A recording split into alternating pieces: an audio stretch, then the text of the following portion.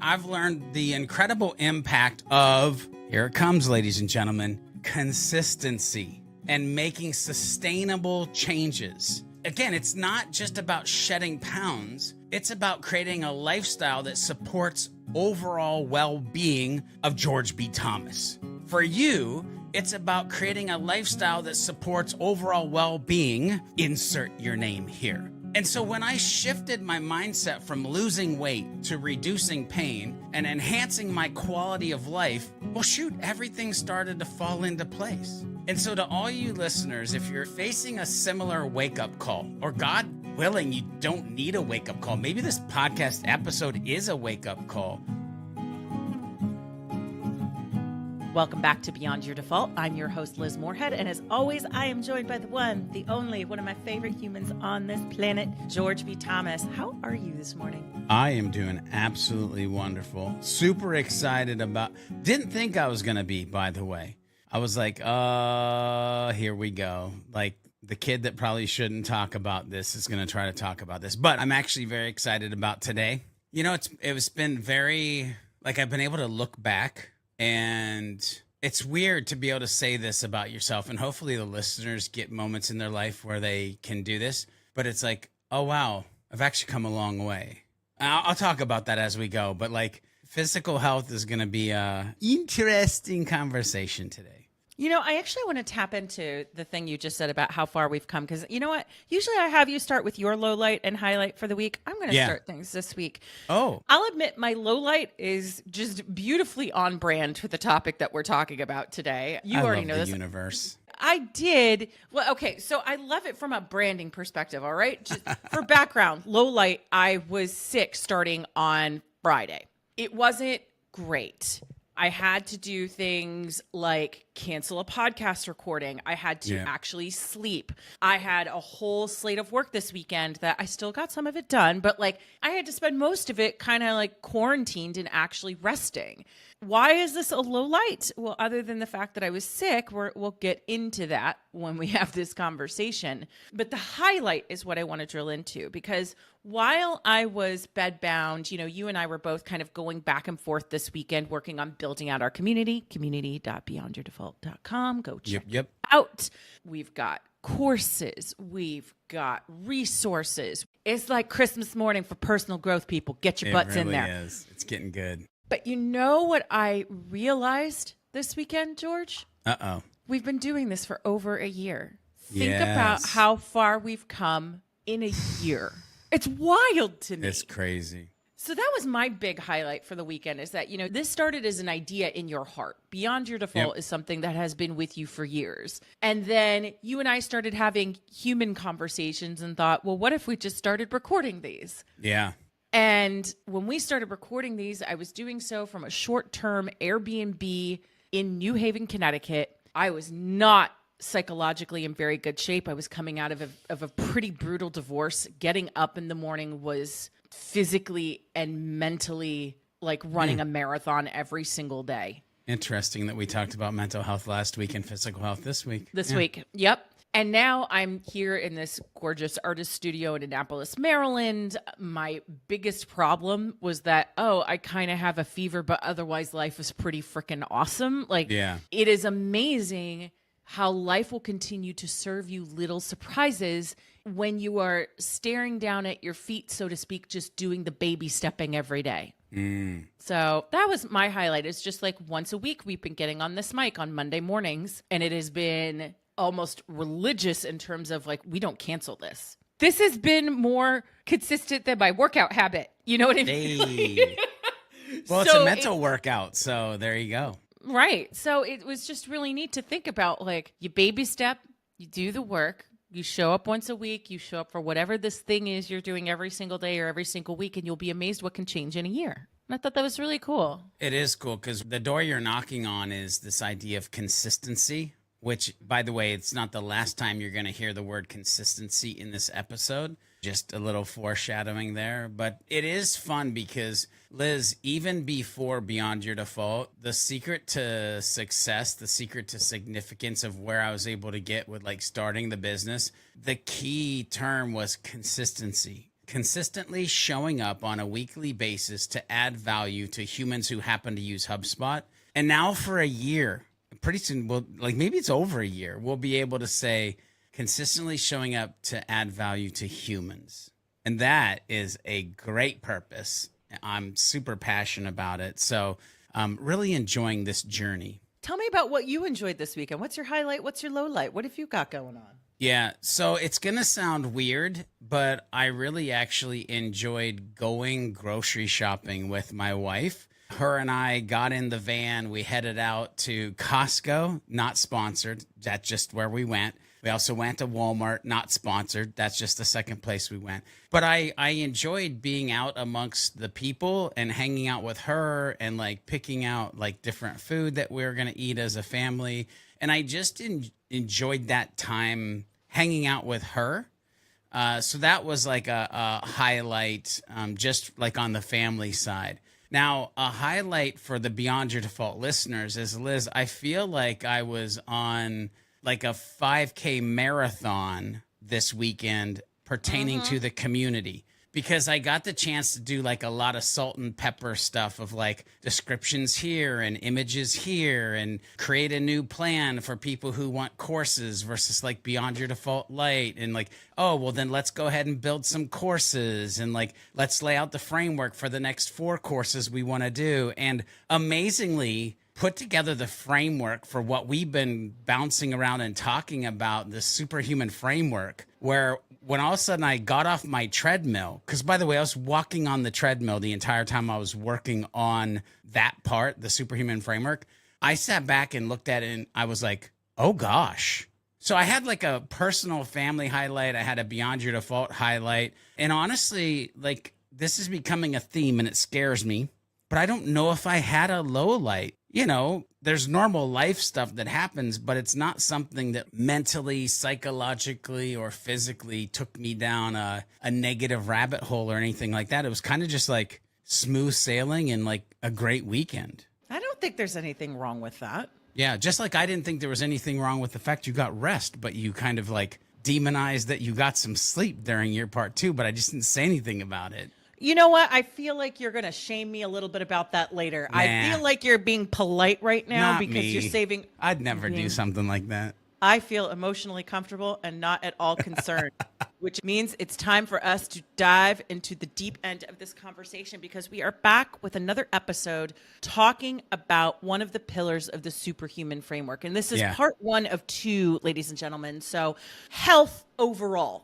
Is a pillar of the superhuman framework, right? Because if this little fleshy tin can of our body isn't working, we're not beyond your defaulting anywhere. But health is actually broken up into 2 different segments. So last time we talked about mental health, but this time we are talking about physical health. And I'm very excited to have this conversation with you today, George, because we've even done episodes where, you know, you will preach the gospel of health, but then also have situations where we have to have a conversation called George had a plan until he didn't because he had to go into the hospital. And we were just sitting here listening to me, though, talk about guilt of my body saying, hey, girl, slow down. And I have a quote here from our initial conversation about health that I think really sets things up nicely in terms of why people with a growth mindset, where sometimes we're coming from. And it starts our conversation off nicely today. And that is, this is honestly for me, has been one that unfortunately I have put in the back seat or in the trunk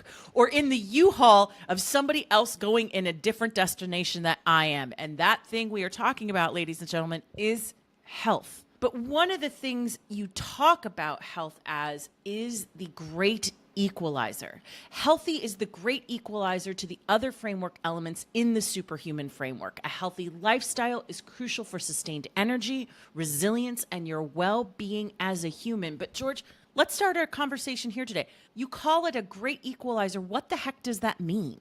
Yeah. So first of all, let me just say this. As I sat down to prep for this episode, I really was hit with who the heck am I to talk about this? I'm going to get on the mic. I weigh 274 pounds. That is not the gleaming example of 1% body fat, running 5K marathons, whatever the nutritional like value of whatever, I eat more than cardboard in a day. Like there were all these mental things in my brain of like, who are you to think that you should have this conversation? I had to actually get past fear. I had to get past limiting beliefs. I had to get past the crazy narratives in my own brain to actually come to be able to answer that question that you're asking me, Liz, which is, why is it the great equalizer? And I realized, by the way, who are you?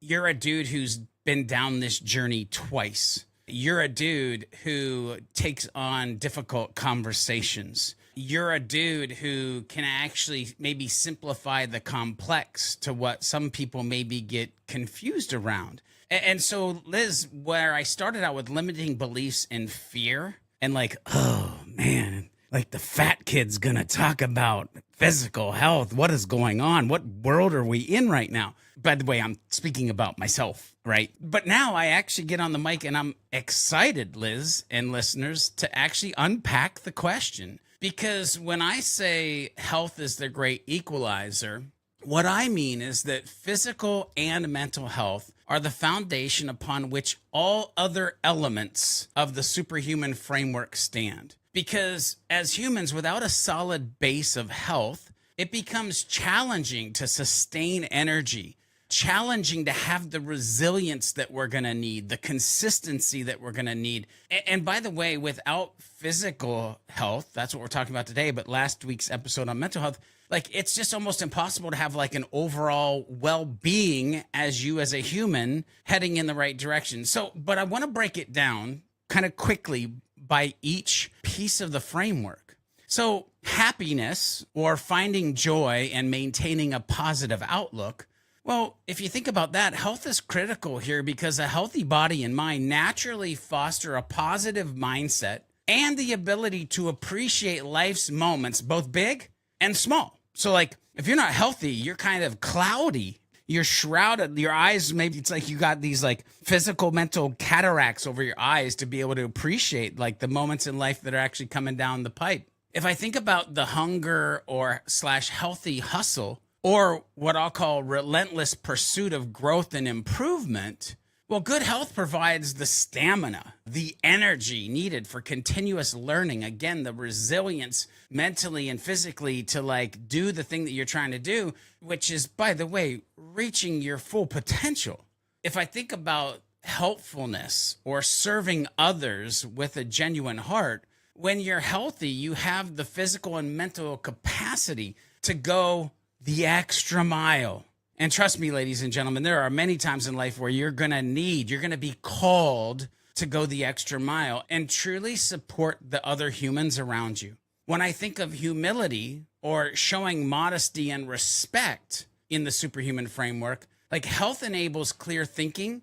It enables emotional balance, which allows, by the way, you to interact with humility and grace as you walk this journey beyond your default, trying to live the best life that you can live and be the best human that you can be. When I think about humor or bringing lightheartedness and fun, which, by the way, if you haven't listened to the Hyena Energy episode, please, by all that is holy, when this one's over, go check out that episode because it's great. But a healthy lifestyle can reduce stress and it can enhance your mood. And of course, when your mood is enhanced, it makes it easier to see the humor in life and connect with others through laughter. And for me, it's a big thing of like just not taking myself too seriously, enabling myself to be a freaking big goofball and not be worried about judgment or like, by the way, judgment of myself or judgment of others. If I keep going down the superhuman framework and I think of honesty or being truthful and transparent in life, like mental clarity, which is a byproduct of good physical health, supports clear communication and the ability to uphold integrity in the relationships that we actually have. Humanity, or embracing authenticity and vulnerability in oneself, well, good health allows you to connect deeply with others, showing both strengths and weaknesses without the burden of physical or mental strain. So like, as you can see, like it's let's just go the kind of like overarching umbrella to the superhuman framework, which is this holistic approach or holistic thinking or balancing all life areas. Again, I called it an equalizer. I'm going to use a different word. Health acts as a stabilizer, ensuring that every aspect of your well-being is considered and maintained, supporting your overall stability. So equalizer, stabilizer, stability in life, less of the peaks and valleys, more of the hills, and trying to give you like a mental vision to be in there. But then last but not least, holiness or seeking spiritual growth. When I think about this, I think about physical and mental health. They both support your spiritual journey by, again, providing you the energy and focus needed to pursue what is this deeper connection with your beliefs, this deeper connection with your higher purpose. You see, without prioritizing physical and mental health, it's like trying to build a house on an unstable foundation. There might be a book that talks about building your foundation on sand. Anyway, every other aspect of personal and professional growth becomes harder to achieve and maintain if you don't have this mental and physical health foundation. So guess what, ladies and gentlemen? This is why it's important to make health a priority and see how it transforms every other part of your life, because if you're going to use the superhuman framework, the 10 pieces, health is part of every single one of them. The other way I think about it too, in terms of the great equalizer, and I want to couch what I'm about to say in the fact that there is a bit of privilege here that we need to be aware of. One of the ways that I immediately thought of this question, because whenever I ask you a question, I always know at some point you might turn around and go, but Liz, what do you think? So I always have to be prepared to answer my own question. You have to be prepared. One of the things that I thought of is that it is the one thing that none of us little humans are exempt from. It doesn't matter what your socioeconomic status is. It doesn't matter how hard you work or do not work. You need to keep your little flesh machine running. But I will say, from a place of privilege, we need to be aware that some people will have better access to resources in terms of how they can take care of their health. And I remember last year, going back to the start of this discussion, like this time last year, I was not in a great spot. I had to make a lot of really hard decisions financially very quickly. And because of what was happening, it was really intensely traumatic. And one of the things I had to do was cut my own health insurance. And so for 3 months, I didn't have anything. And it was really weird to wake up every day and go, well, you better not fall down. I know you'd probably love to talk to a therapist right now, but you can't. Like, became this thing where I think sometimes we look at our health insurance as a bill we need to pay. And we can have different discussions on a different podcast about whether or not our healthcare system needs to be overhauled. But the reality is that when you do not have the ability to take care of yourself, it adds an extra level of anxiety to what happens in your life. You can't fall down. You can't get hurt. What about this? What about that? But leaving that aside, when I think about health as the great equalizer, nobody is immortal. None of us are immune, literally and figuratively, from what happens to us from a physical health perspective. All of us, to some degree or another, will have to deal with this. We'll have moments in our lives where we reach our limitations, sometimes with brute force, sometimes due to genetics, sometimes due to lack of access, sometimes due to and even money can't buy you out of everything, And so when I think about health as the great equalizer, it is something that in our rush to do and achieve and live our purpose and do all of these things, there is no SaaS project management platform that will allow you to circumvent or leapfrog the fact that you have to take care of yourself, that you have to find a way to prioritize yourself, because your body has a funny way of reminding you, hi, I'm in charge. Yeah. So it's funny because my brain is going 1,000 miles an hour and I'm trying to remember where I watched this, but there's one piece that I want to lean in of us being careful, because you mentioned the word privilege, and sometimes privilege can actually be a detractor especially in this conversation that we're having. I think it was on Netflix. I think, okay? And I'm going to do some research so we can get it in the show notes. But there's this show, and I think it was How to Live 100 Years Wherever You Are in the World. And it talks about this indigenous tribe that they walk everywhere. Walk or run even everywhere. Walk or run. And the life expectancy, and it's like 2 or 3x of like what normal, air quotes, human beings face or have. And it's funny because when I was watching that show and them walking so much, I was transported back to when I worked at Faith Ranch. Again, I've talked about this on other podcast episodes, but when I was a certified lifeguard, I literally had to walk every day down into the bottom of the valley, up into the top of the hill, down into the bottom of the valley, and then it was probably a good 2.5, maybe 3 or 4 miles of up, down hills to go to the lake where I would actually lifeguard. And I would walk it there and back every day. The amount of better physical, plus I was swimming because I was a lifeguard. Like between the walking and the swimming, I was in a way better physical place there. And by the way, we go to privilege. I'm at $100 a month. There was no financial privilege. I lived in like old houses. There was no like housing privilege. It was that I was back in nature, back with the roots, back, no car, no bike, no skateboard, just 2 feet and some hands for fins. Like, and so I want us to be careful because, and again, I'll find what the show was because it was fascinating, the information that it was providing. And I think it might be another deep dive in here. But I just want us to be careful of that because don't let our perception of privilege or the fact that we're privileged. Well, here's the way I'll say it. I think for many years, myself personally, and maybe you listeners, we allow our privilege to be the hurdles that get in our way from our physical success. And I say that as nicely as humanly possible. Look at you challenging with ownership. Ooh, geez. Hate mail coming in quick. No, maybe not. Maybe not. Not from these listeners. These listeners might be like, ooh, I needed to hear that. This is a nuanced conversation, and we're going to move on from it here because this could literally be its own episode. But 2 things can be true. We can have an issue with privilege in our country when it comes to access to health care and what types of treatments people receive. And when given the opportunity, we also need to take ownership of our health and not have it be something that is deprioritized. Because I will tell you those 3, actually it was more like 4 or 5 months, much to the chagrin of my accountant when I did my taxes. But it was one of those things where I remember saying like healthcare was a negotiable because of just, I was triaging my life. And now I'm like, absolutely not. There are so many other things I would cut now.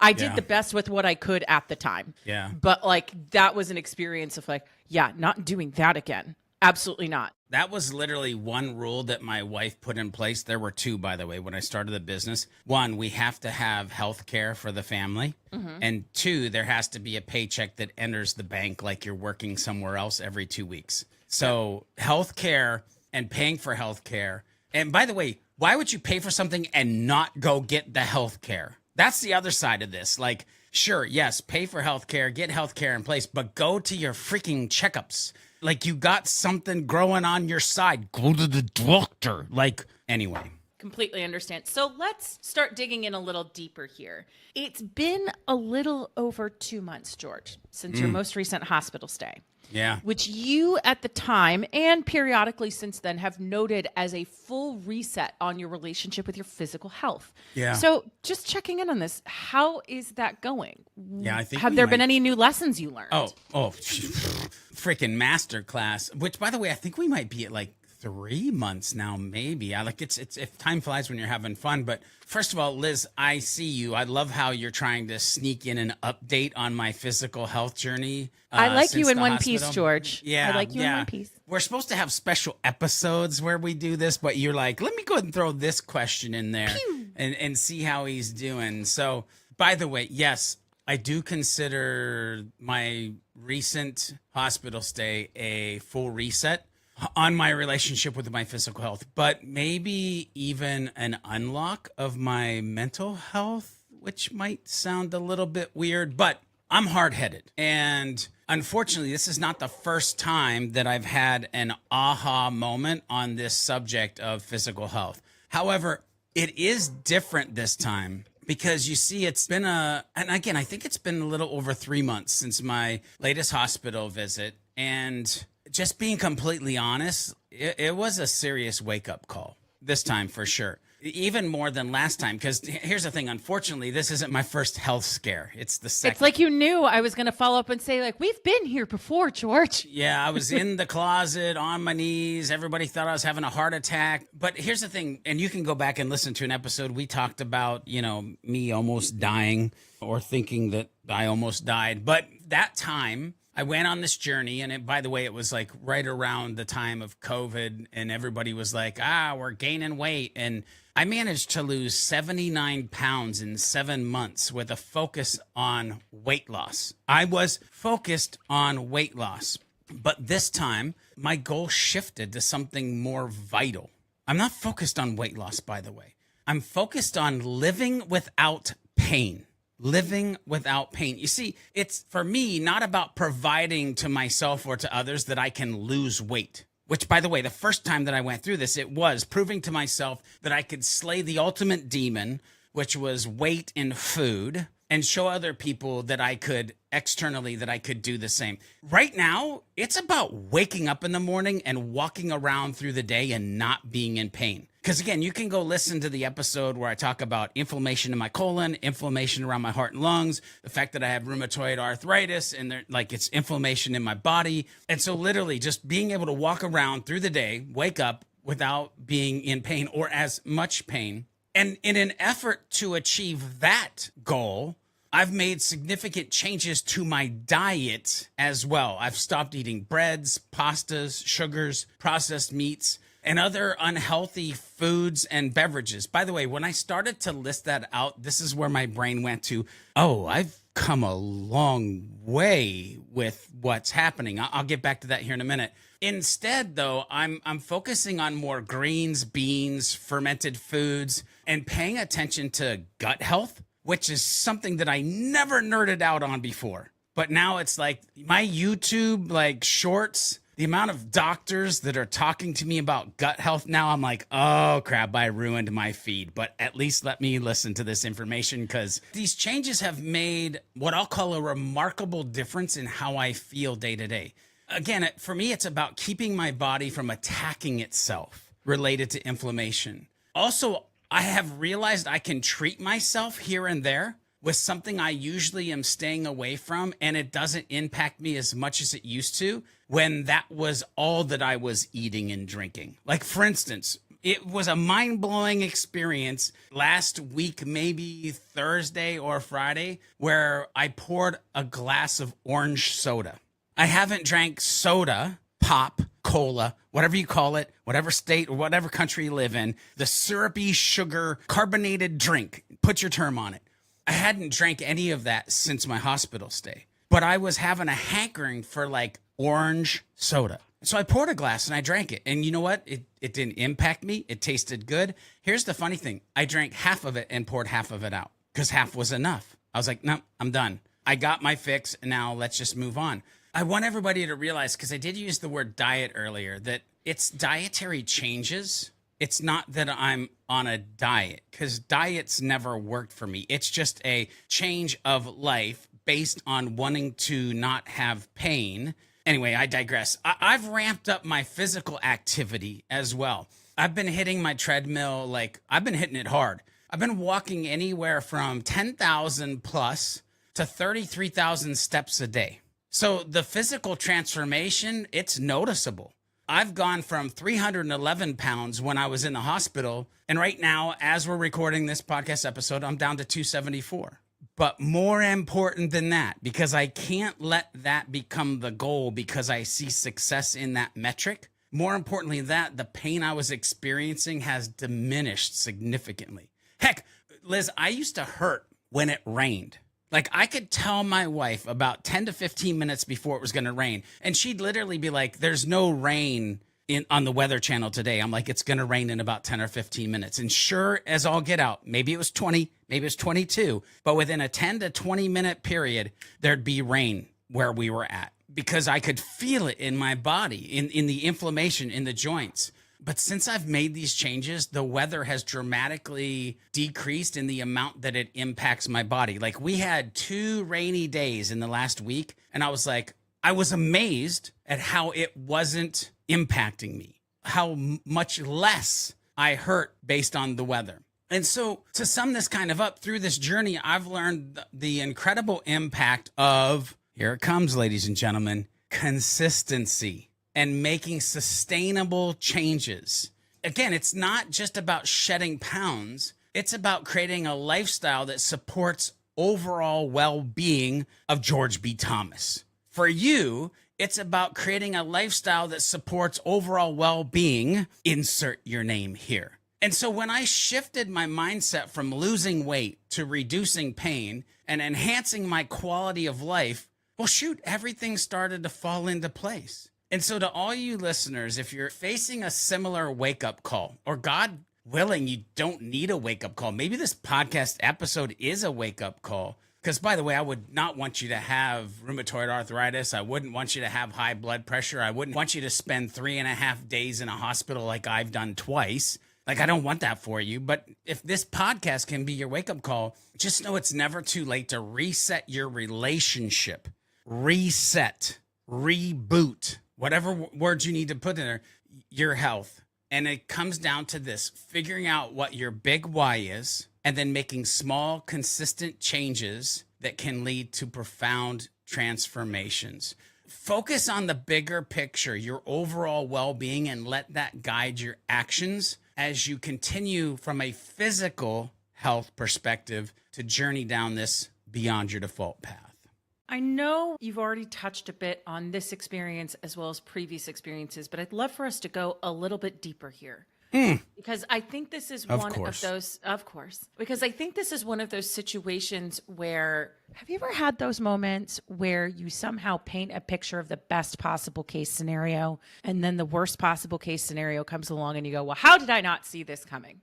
And I think this is a natural human instinct, right? When we don't want to deal with something, we find a way to mentally kind of leapfrog over it by saying, well, that won't happen and this will happen and it's going to be fine and da-da-da-da-da. Like we get overly idealistic, which is hilarious considering how cynical life can be. So I would be curious to hear from you, what are the actual non-physical consequences someone can experience when you don't prioritize your health? And yes, you are welcome to put me back in the hot seat later because I know I've been grilling you. Yeah, I always love when you lean in to ask me, but I want to dig a little bit deeper.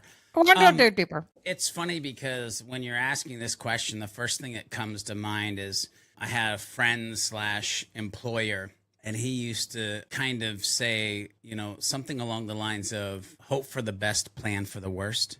Too many of us are like programmed to just hope for the best, hope for the best, hope for the best, hope for the best. And we have blinders on to like the flip side of this. So first of all, you got to remove the blinders and you got to get a framework in place that is like, here's what I'm hoping, dreaming, scheming, strategizing for. And here are all the ways, hurdles, potholes that I need to look out for that might get in my way. So if you don't have that mindset or that framework in place, that's one thing that I would suggest that we do. But Liz and listeners, I think it's a great question because I think this is critical to everyone who is aiming for their best life ever. So when I think of non-physical consequences of neglecting physical health, I want you to understand that when we talk about physical health, it's not just about looking good or fitting into those jeans from high school.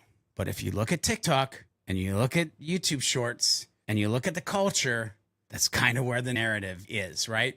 By the way, I'd love to fit into the jeans that I wore when I got out of boot camp. 1990? Yeah. I weighed 185 pounds. I probably can't even dream about, but it would be nice. Maybe someday. We'll see. Who knows? If we keep going in the direction that focusing on not being in pain is headed, who knows? But it's about how our bodies, minds, and souls are interconnected. And this is another piece that so many folks just have these disconnected parts instead of thinking them as one connective being. And how to kind of take care of our physical selves can lead to a more fulfilled, energized, and purposeful life. But When we don't prioritize our physical health, the repercussions go far beyond a few extra pounds, feeling out of breath after climbing a flight of stairs. And I think there's maybe 5 areas that I'm going to lightly touch on, which I think you as the listener will find a couple where you're like, I hope he shuts up real quick.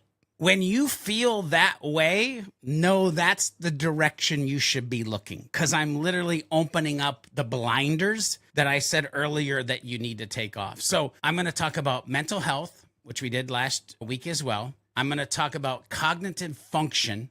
I'm going to talk about emotional stability, spiritual health, and then we'll wrap it up with social connections. Those are the 5 things that I want to hit upon. And again, they all tie to our physical health. All right, so first off, neglecting physical health can wreak havoc on our mental well-being.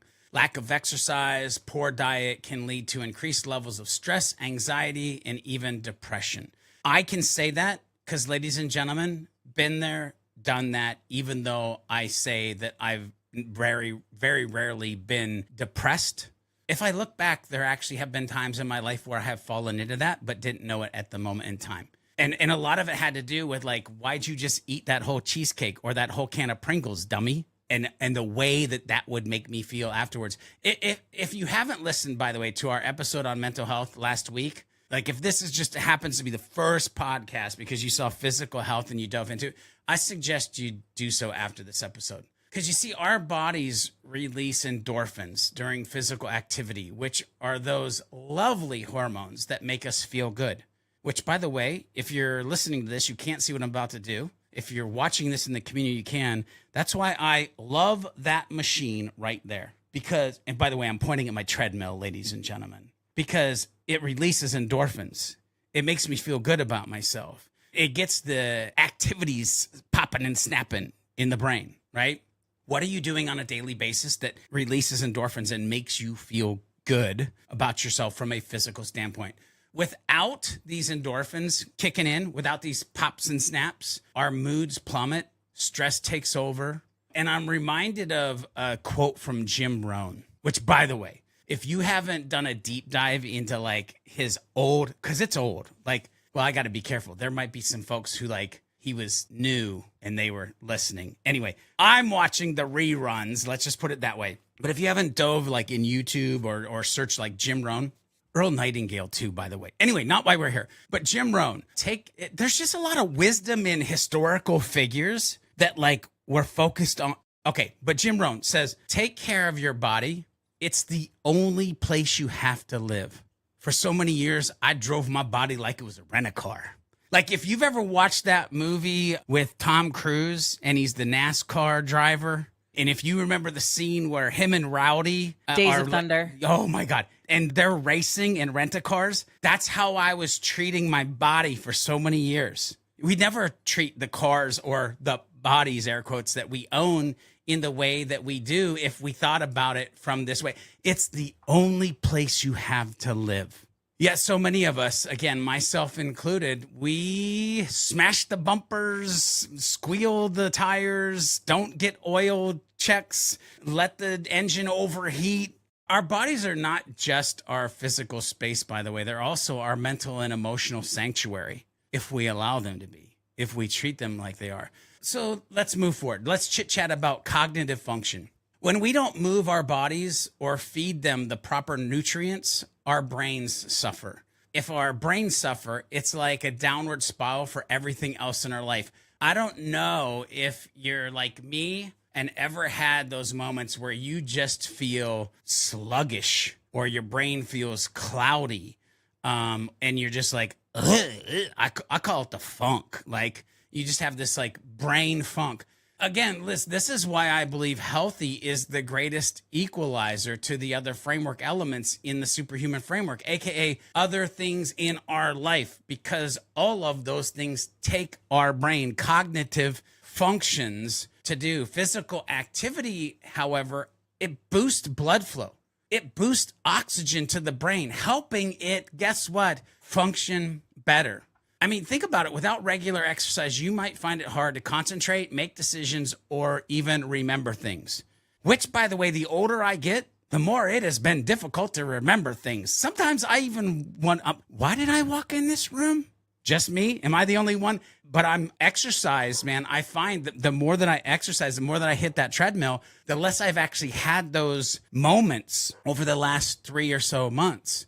John F. Kennedy said, physical fitness is not only one of the most important keys to a healthy body, it is the basis of dynamic and creative intellectual activity. Somebody should just print that out and put it on their wall or on the door or on several places that they walk through during the day, just to be able to see that the key to a healthy body, it's the basis of dynamic and creative intellectual activity. If you're listening to this and you're trying to live a life beyond your default, if you're trying to have your best life ever, guess what you need? You need dynamic, and you need to be creative, and you need the ticker, the brain. The ticker's the heart, but you need the machine, the brain, to have that activity that needs to have. Our minds thrive when our bodies are in motion. I wish I could say that that's my quote. I don't even know if that's a quote, but ladies and gentlemen, it should be a quote. Our minds thrive when our bodies are in motion. The second part to that would be, so keep your body in motion. Now, there's also emotional stability, something I personally actively seek in my own life. I despise the days of mountain peaks and the deepest of valleys. I used to have those, like younger George, the not so great George. And I just like this idea of stability. I'd rather have like rolling hills versus these like way up, way down, like type things, right? So I'm actively seeking emotional stability. And when we neglect our physical health, we easily fall into a cycle of negative thinking and poor self-esteem. You know how many times I've said to myself, I'm not worthy, I'm stupid, I'm this, I'm that, and just like didn't feel like I had anything to give to the world. Ladies and gentlemen, I freaking explained this point at the beginning of this podcast. I literally had to go into self-esteem, into limiting beliefs, into belief structure. Like I had to battle this just to get into this episode. So feeling good about yourself is harder when you don't care for your body. I know that sounds weird, but feeling good about yourself is harder when you don't care for your body. This isn't about vanity. It's about self-respect. It's about gratitude for the vessel that we've been given. Which, by the way, when I hear vessel we've been given, it makes me think of Corinthians 6:19 and 20. Do you not know that our bodies are temples of the Holy Spirit who is in you, whom you have received from God? You are not your own. You were bought at a price. Therefore, honor God with your bodies. Honor God, honor yourself, and honor others around you by making your physical health a priority. And as I just referenced, there's an impact on our spiritual health. Taking care of our bodies is an act of stewardship, which, by the way, we've talked about stewardship in another episode. You can go listen to it.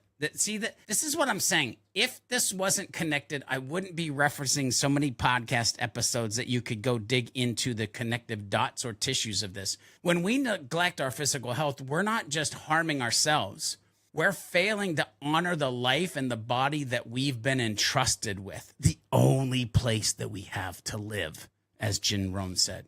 If you want to explore our thoughts on stewardship, by the way, episode 16 is where that bad boy is. It's adopting an owner's mentality in your own life. In that episode, we actually emphasize the importance of adopting stewardship mindset, regardless of whether you're renting, borrowing, or owning something. Which, by the way, we could do a whole podcast on if you're renting, borrowing, or owning your body. Anyway, there's a whole thing there. Stewardship involves the job of supervising or taking care of something, be it a property, an organization, or in this case today, humans.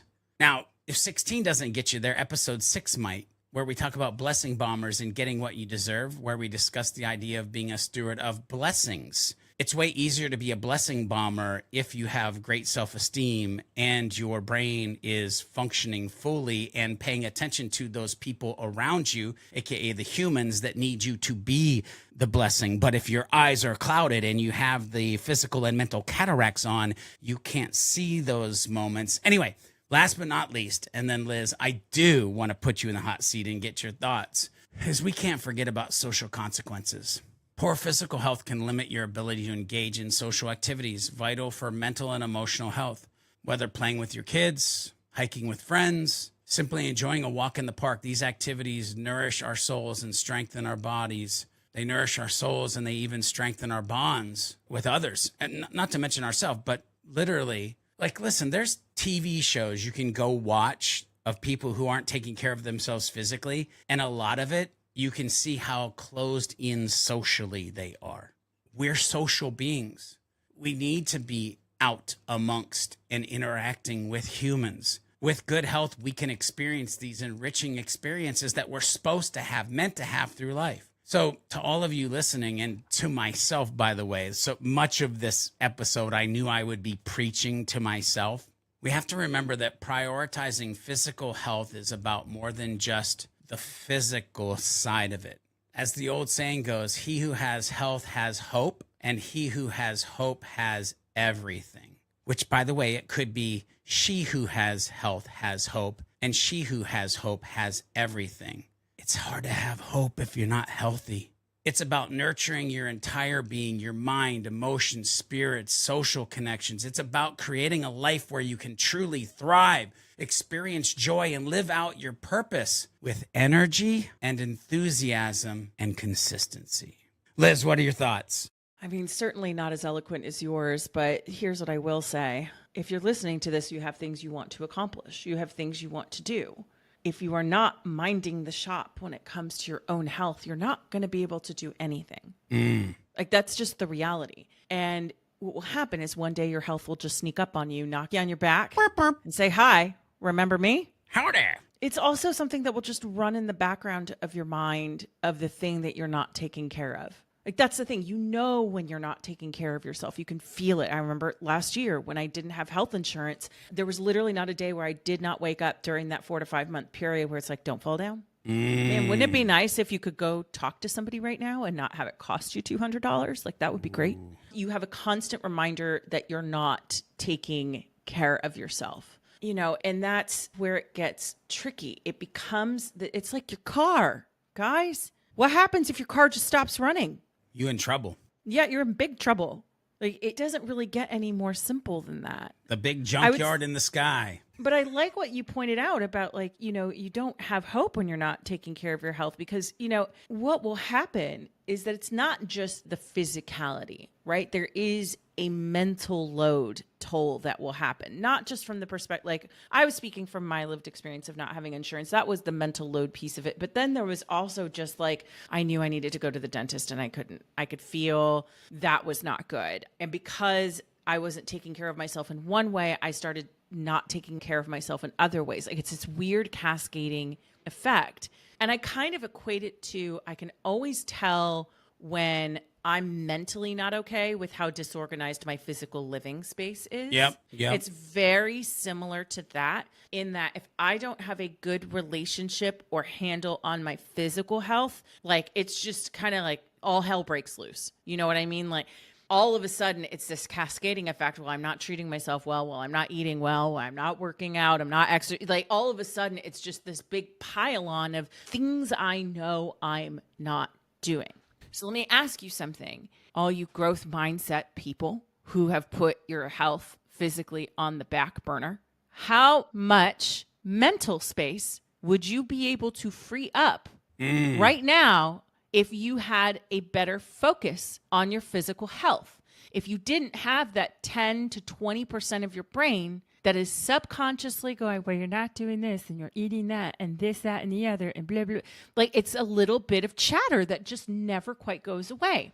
Now, I will say one thing that made me a little bit anxious. So I finally got my health insurance back, right? Yes. And I will admit, I wasn't immediately like signing up for the dentist, signing up for I had about a few weeks of like a backlog.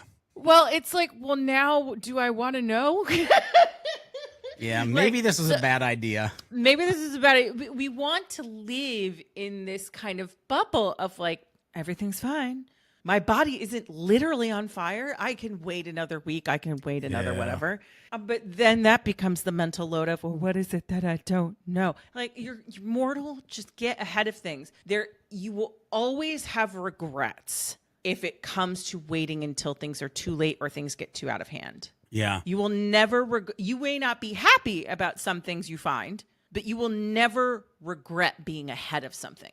Yeah. It's interesting. I got to throw in here because my brain goes to this thing and I deal with this a lot. And I realize the more I can battle against this, the better. I call it the curse of non-closed loops. And if I leave a bunch of loops open, oh, I should pay that bill. Oh, I should go to that appointment. Oh, I should do this thing, but I don't close the loop. Then all of a sudden I have these like 12 or 24, and because they're not closed, they're sitting there spinning unclosed in my brain, and it just becomes this curse of overload. And so I'll find myself where it's like, okay, today is a close the loop day because, oh my God, my brain can't handle no more. That's where my brain was going. And need to close the loop day. We're not going to discuss why, but okay, I'll be doing that this week. Yeah. Curse of the non-closed loops. Oof. My gosh. I love that, but I also feel attacked, which means we need to move on to the next question. We've already started talking about this, but I want to get your take on this. Why do you think it's so easy for so many of us who are super growth-oriented folks? We're focused on optimizing and being peak performers in every other way. But when it comes to our health, we're squirrely little buttheads, like a 3-year-old toddler being dragged through Crate and Barrel by their mother being asked to care about spoons. That's how we act about our health. Crate and Why? Barrel's cool place. Yeah. I do. I like it. In other words, Liz is asking, George, how do you keep screwing this up? That's like what that's what this question is. George, how come you keep screwing this up? That's what I hear with this question. But and I'm waxing a little bit funny, but also being a little bit truthful because I mean, who else better to answer this question? Because I have fudged it up like many a time. And I think there are many reasons, some which I may not cover here. This, again, it's you are you have your story, you have your issues. But out of all the many reasons, they're often deeply intertwined with our daily lives and our personal mindsets, our belief structures. One of the biggest factors, and again, ladies and gentlemen, remember, I'm preaching to myself here. One of the big factors is time, or dare I say, our perception of time in our lives. We're all juggling so many responsibilities. We've got work and family and social commitments that carving out time for exercise or preparing healthy meals, well, frankly, can seem impossible. We think to ourselves, I'll get to that later. But often later never comes. And to be honest, this is really less of a time issue and more, if we're being honest with ourselves, more of a priority issue. Because you see, we make time for what is important in our lives. We just need to flip the switch so that our physical health is a priority. I mean, that's why I set a freaking treadmill smack in the middle of where I need to do most of my meetings or most of my work. I have no excuses. It's right there. Step on it and walk and have that meeting, or step on it and walk and do that work. By the way, that builds habits. And that's another reason that we fall short of this is our habits.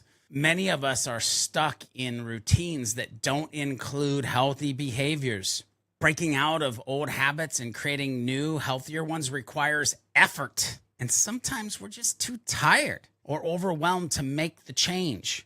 Guess why we're too tired or overwhelmed to make the change? Because we're not getting the benefits of what we talked about earlier in this podcast, of the actual energy that comes from fitting in the physical exercise, the clearness that we can now think based on the exercise. So it's like this never-ending cycle of we don't do it because we don't do it, and now we feel like we're tired and overwhelmed. I like this when it comes to habits, by the way. Romans 12:2 says, do not conform to the patterns of this world, but be transformed by the renewing of your mind. Now, let's just take the scripture away from that for a second. And I'm not being sacrilegious here.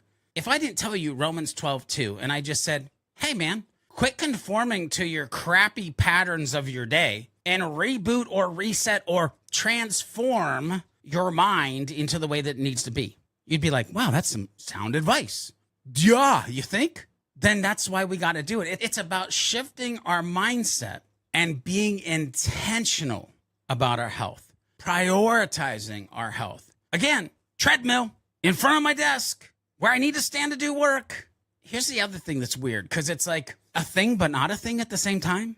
We have this, and I'm using air quotes if you're listening to this. If you're watching it, you see me still holding up the air quotes, but perceived effort. It's another hurdle. Let's be honest. The thought of starting a new just the thought of starting a new exercise routine or regimen, or just the thought of changing our diet, not going on a diet, changing our diet can be daunting. We picture long hours at the gym, bland, tasteless, cardboard style meals. And that perception, that perceived effort alone by itself can be enough to deter us from even starting down the path. But remember, by the way, my brain went to this when you were talking earlier about like going health doctor, listo things.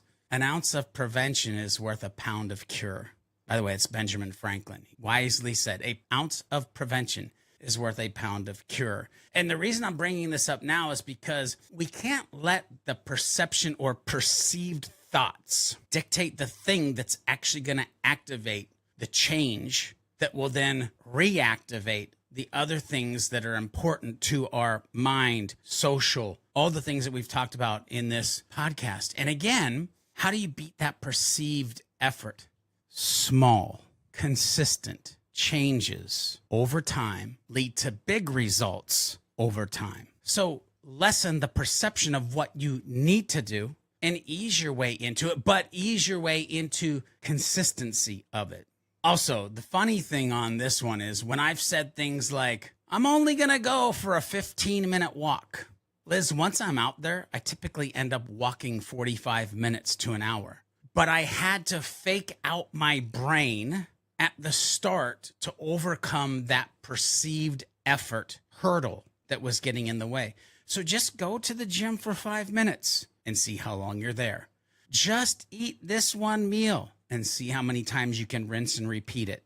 Now, another big one that we humans face is ignoring mental and emotional barriers. Stress, anxiety, depression can make it incredibly challenging to prioritize physical health. The funny thing is, when we do, it helps against these things that are holding us back. But when we're feeling low, the motivation to exercise or eat well can, let's just call it elusive. Like it's a very almost invisible character in our lives because we're just not in the place or space. And again, it's a vicious cycle. And again, I'm speaking from experience.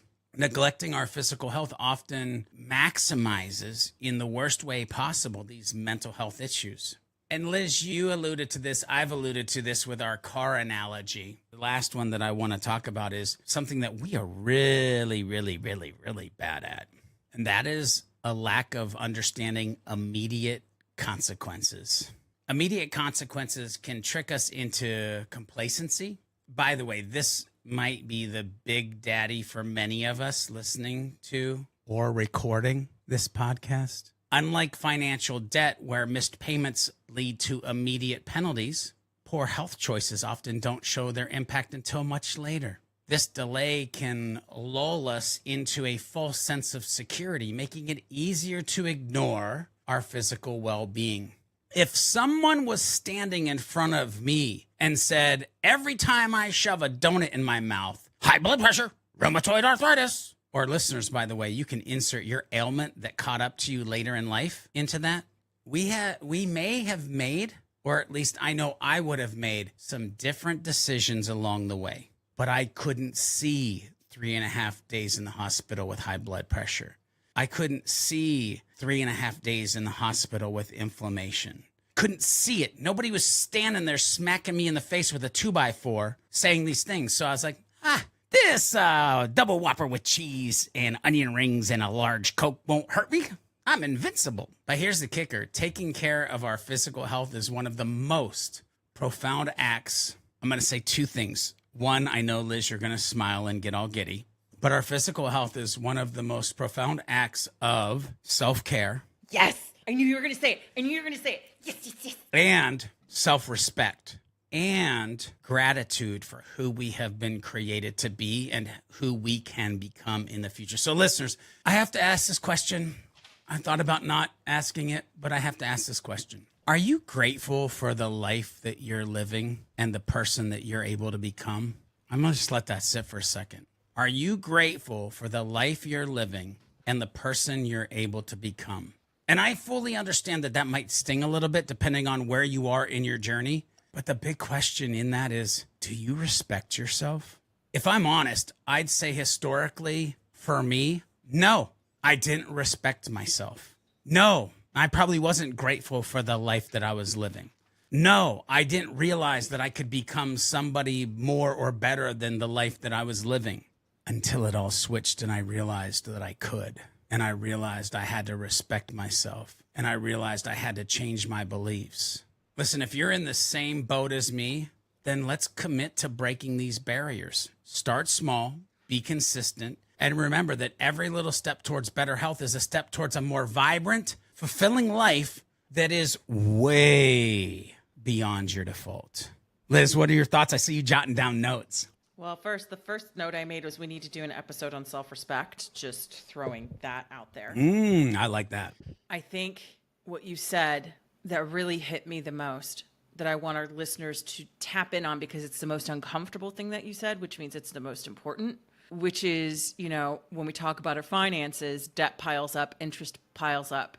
But that idea of you can mask and lie to yourself in ways that you can never take back when it comes to your physical health. You have to exact your own interest. You have to be unflinchingly honest with yourself about your own health. And that is not something we enjoy doing because it's the thing we can deprioritize when we're trying to focus on other things. But I would be curious to hear from you, George, because I have not intentionally tried to needle you about the fact that this is quote unquote something you think you have not done well. Because you did a great job at it. Well, one of the reasons why I wanted to have this conversation with you is I've been watching you over these past 2 to 3 months. You really have dedicated and devoted yourself to health in a way, physically speaking, that this isn't something that's going to slip. And I think that's incredibly inspiring. So how do you stay motivated to continue to prioritize your physical health? Because it's not like your life suddenly got less busy or less stressful. You run a company. You're the owner of an agency in a consulting business in this economy. And then you also have 2 different podcasts and you're a speaker and you're working on a book. It's funny to hear you say that. My wife asked me, she's like, I don't get it. Why do you keep doing? And again, probably a totally different podcast episode, but leaning into answering your question, I feel called to do the things that I'm doing. I feel called to be on stage as a speaker and an MC and to impact individuals' lives in person. I feel called to create an agency culture that isn't a toxic waste dump, that people can actually enjoy working there and clients are like, holy crap, this is like nothing I've ever had before. I feel called to create Beyond Your Default because a little behind the scenes, and I've never said this out loud, but I feel like this is a great episode to do it. Beyond Your Default, the podcast, the book, the community, it's my ability to create the church that you'll never walk into or the therapy couch you'll never lay on. I feel called to do these things, to be this person. The only way that I can fulfill these callings is to stay on this frickin' planet.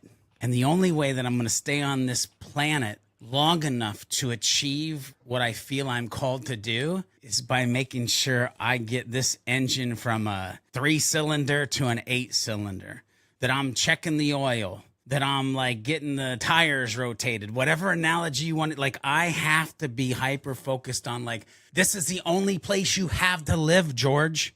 Do you want it to be done in a year or do you want it to be done when you're 98? I choose the latter, by the way. 98 would be dope with multiple grandkids, a rocking chair, a nice stogie, and a great bourbon, and a lot of humans that we've helped. That would be great. So here's the thing. I have to answer your question, Liz, of like, how do I stay motivated and prioritize physical health, especially when life gets busy or stressful? I'm probably the wrong person to answer this freaking question because I'm a little different than the average bear right now. Like everything I'm doing is to avoid pain. Everything I'm doing is focused on extending my life so that I can provide the value and passion and purpose to the callings that I feel have been placed on me as I'm on this planet. Listen, arthritis sucks.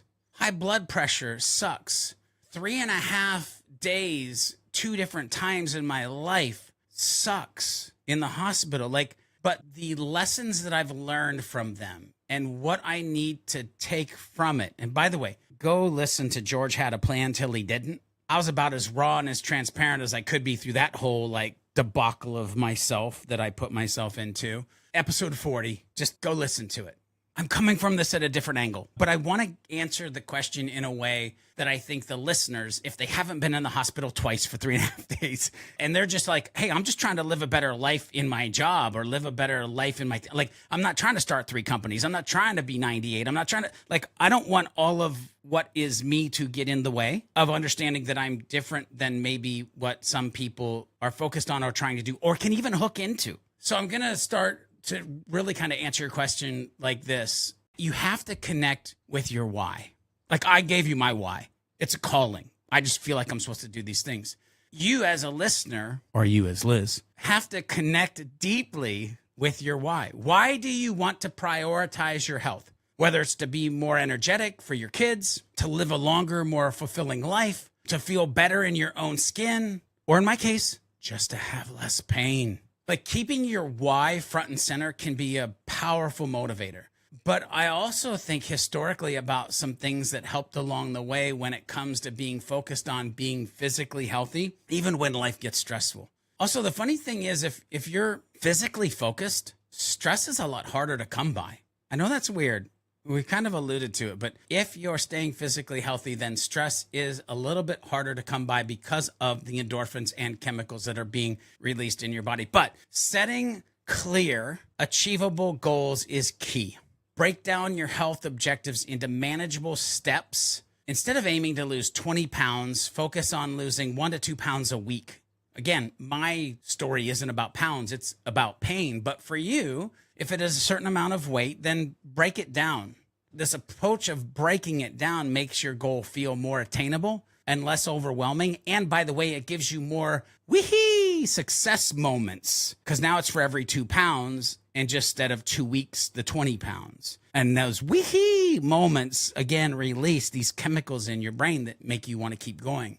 This is something that's baffling to me. The amount of people that will go do something that they fundamentally hate or sucks from a physical regiment.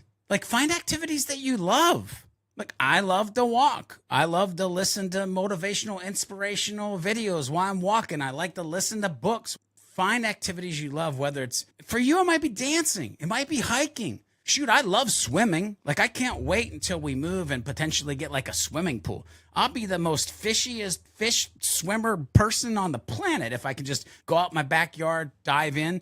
Maybe it's playing a sport, but make exercise, make physical movement something you look forward to rather than this chore of like, oh, I got to go to the gym and lift things up and put things down, lift things up. Like maybe that is exciting for you. Like me personally, I'm like, nah, I don't need to go to a building and be judged by a whole bunch of people. Like that's not my thing, but maybe it is for you. Buddha, by the way, wisely said, health is the greatest gift, contentment, the greatest wealth, and faithfulness, the best relationship. When we focus on things that we enjoy, we're getting the health. Through the health and doing something we love, we're content in the moments of the things we're doing. And because we're content and because we're enjoying it, we become faithful to the relationship we're building with ourselves and others. By the way, that's consistency. Contentment in your activities leads to consistency. Now, Liz, I want to throw a fun little twist to the make it enjoyable thing that we're talking about right now. Gamify that junk, people. Like, come on now. We live in a modern world. Gamify your health journey. Use fitness apps that track your progress, set challenges, rewards, badges, points, whatever you need to get that like ding, that like Pavlov's dog, whatever, like response that you need of like gamifying. Heck, I just like looking at my health app and seeing if I can beat the steps from the day before. That for me is a way that I'm gamifying it. Compete with your friends or join online communities. Liz, you've talked about how you can see like so-and-so has walked XYZ miles or ran such and such today. Like that should be motivators. Now, as soon as it detracts, shut it down. But if it's a motivator to get going, then again, compete with your friends, join online communities, places where you can share milestones and celebrate success. In fact, Liz, you know what we should do? In the future, we should do a challenge around this in the Beyond Your Default community. I'm listening. Yeah, this would be a great challenge of like something around physical health in the community with certain people that wanted to be part of it.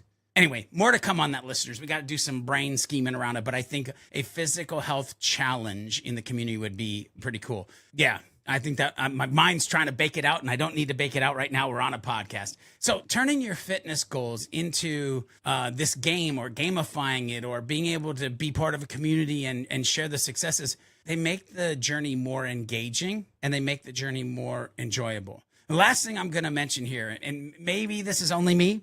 Again, I've prefaced that I'm preaching to myself. You might not have this. I've learned that I have this. Sometimes you just got to tap into your resilient stubbornness.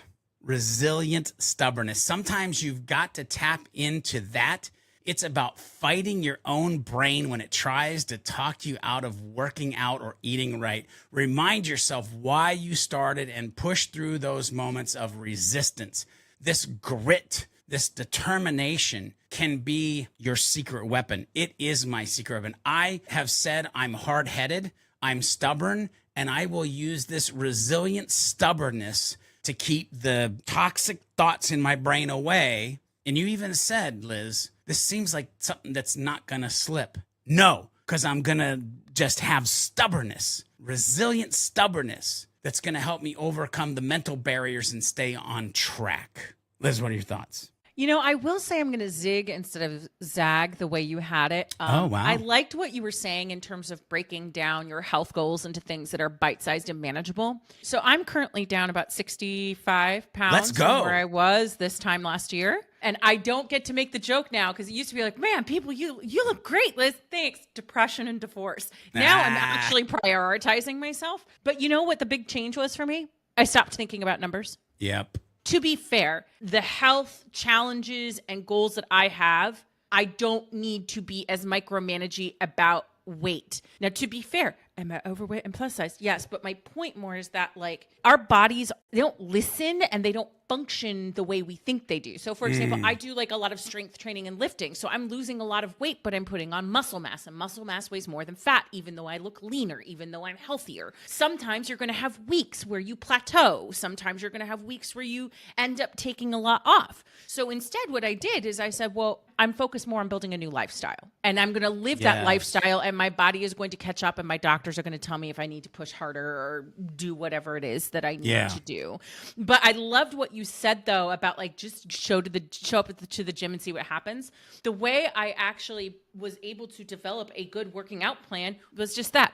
I don't care what you do for 35 minutes, Cupcake. You could sit there and doodle on a counter at the gym for 35 minutes, but you're going to go to the gym for 35 minutes. You're going to do something. Yeah. So really for me, the big breakthrough moments for me was really more thinking about my health in terms of this is less about hitting a goal where there is an end and more about like, girl, your lifestyle has to change. Like you just need to become someone who moves, where activity is part of your daily whatever. Now, does it help that I also live in a third floor walk up? Oh, yes. yeah. Oh my gosh. It does really make me mindful of, well, how much food do you really want to carry upstairs? How badly do you want those grocery lists? How badly do you want that cake? And the answer is not badly enough. Not badly enough. Yeah. But as we round out today's conversation, what advice would you give to someone who is struggling to find the time or energy to focus on their physical health? I already see you shaking your head. So I'm going to back up off the mic because I think we're all about to get schooled here for a few minutes. George? No. Oh, no. I know that face. No, it's just I immediately go, I love advice. Maybe. Sometimes, like, again, the value is in some of the advice that you can give, but people need to take the advice that actually fits for them. And heck, many times I'm giving advice to the listeners, but honestly, sometimes I'm giving advice to myself all at once. Like the listeners are learning, I'm learning.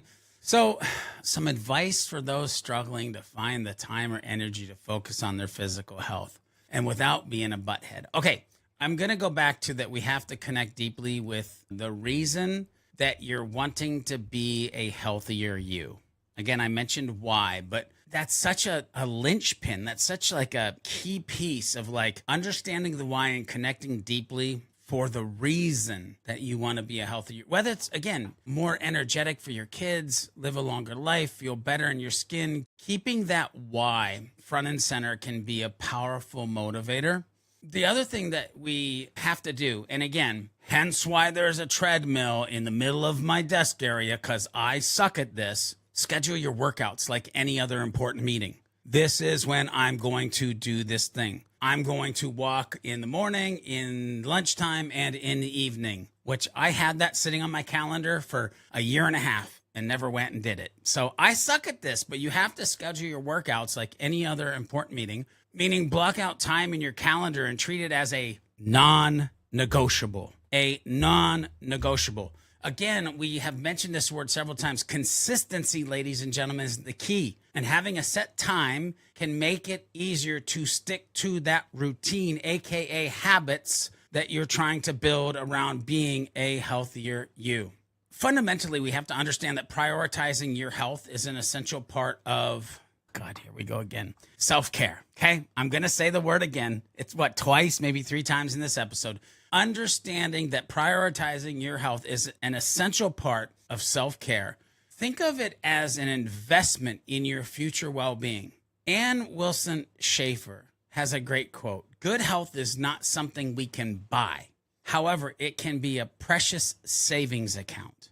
I love thinking about every movement that I do as saving. And I think it's because for me, that ties close to my ripples mentality. One being the outcome of my value to the world, the other being the income to myself and the self-respect and the self-care that I'm investing.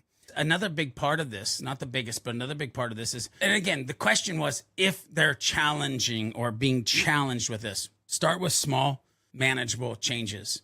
It could be a 10-minute walk during your lunch break, a healthy snack instead of something sugary. Like small steps in the right direction can make a big difference and help you build. And this is the word you're looking for.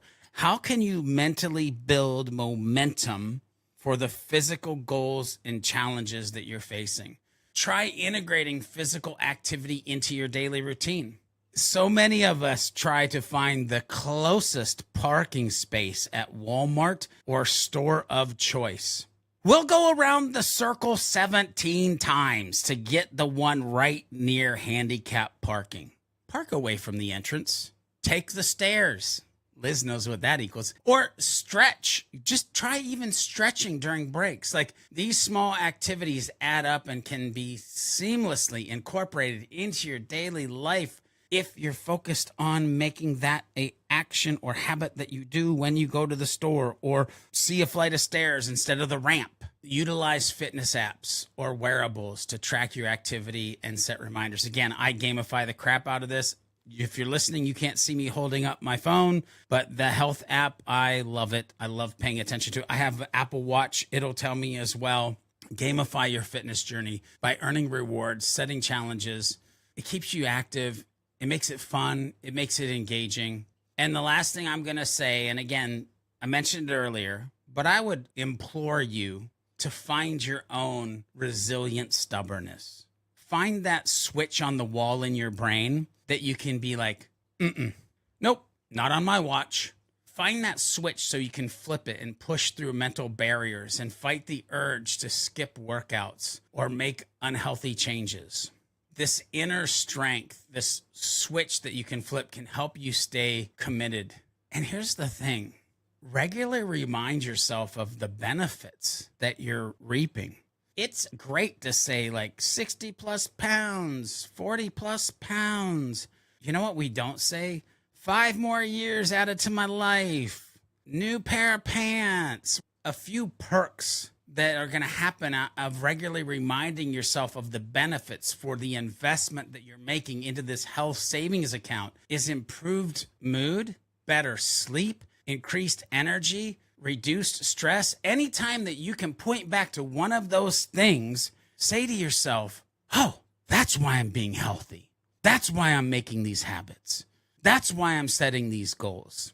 Keep these in mind because they can help you maintain your motivation. And remember this, by the way, because so many of us get in this trap. habits, goals, habits, goals. It's okay to have a day off, ladies and gentlemen. A day off. Now, don't let a day become a year or a day become 2 years. Been there, done that. But practice self-compassion and don't let a missed workout or a day that you purposely design as a off day derail your entire efforts. It doesn't need to. Just reset, reboot, and go back after it. Celebrate your progresses no matter how small and keep pushing forward. I'm trying to incorporate all of these strategies. If you incorporate these strategies into your life, you'll find that prioritizing your physical health becomes not just doable, but enjoyable. That's where we want to get. Well, that sounds doable. I want to wake up and be like, ooh, that sounds enjoyable. Like, let's go. Like, I'm excited about this. At the end of the day, listeners, I'm here. Liz is here. The rest of the community is here. We're here to say, you got this. And we're here. Again, I know we don't physically meet, but virtually we're here to cheer you on every freaking step of the way on what I hope is this exhilarating physical health journey to a life beyond your default.